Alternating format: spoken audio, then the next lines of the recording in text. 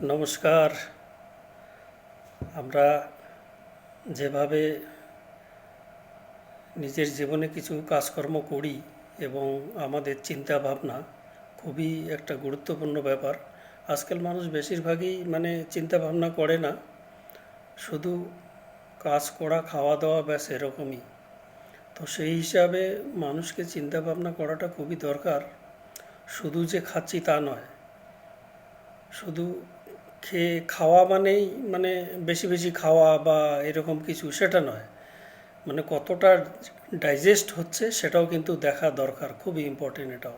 শুধু খেলেই হবে না, বই পড়লেই হবে না, বই থেকে পড়ার পরে কতটা আন্ডারস্ট্যান্ডিং করতে পারছি সেটা খুব ইম্পর্টেন্ট।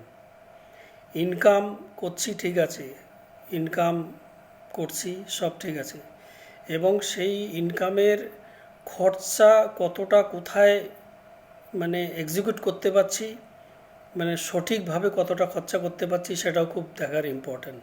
এই জিনিসগুলো চিন্তা ভাবনা করা দরকার। আমরা সাথে এই যে বেঁচে আছি বা বেঁচে থাকি, মানুষ বলে না সে এত বছর বেঁচেছে, সে অত বছর বেঁচেছে।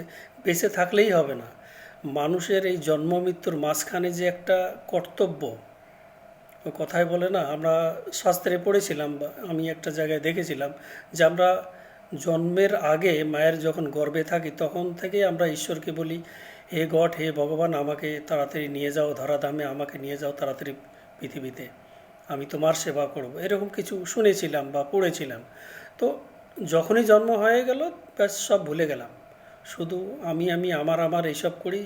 তো সুতরাং আমি এটাই বলতে চাচ্ছি যে শুধু বেঁচে থাকলেই হবে না, বেঁচে থাকা কিভাবে বেঁচে থাকলাম, কতটা কর্তব্য করলাম, সেটা খুব ইম্পর্টেন্ট।